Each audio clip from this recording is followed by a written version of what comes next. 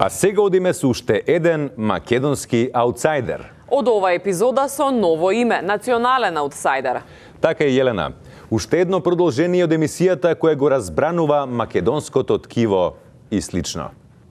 Yo soy tu padre, национален аутсайдер.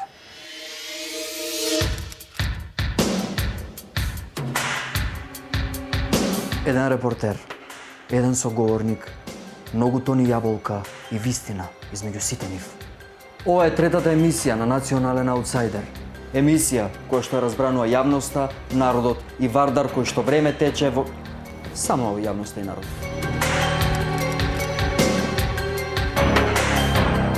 Со мене еден бизнисмен кој што сакаше да остане анонимен.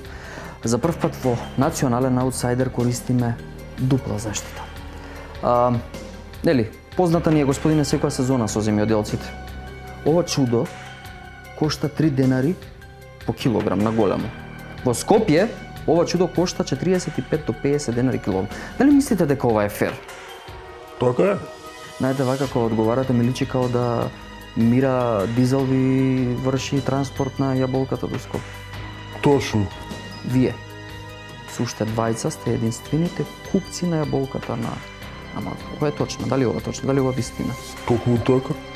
Текми така.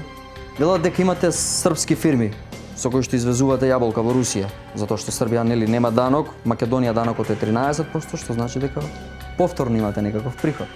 Точно. Дали е вистина на незаконски начин имате заработено 7 милиони евра? Токму така. Да резимираме, анонимниот бизнисмен кажа точно е така, па да, така е, па да. Токму така. Се надам дека решивме некои прашања кои што ги загрижуваа граѓаните, народот, земјоделците од Ресенско, Подмочани и другите села. Точно. Да.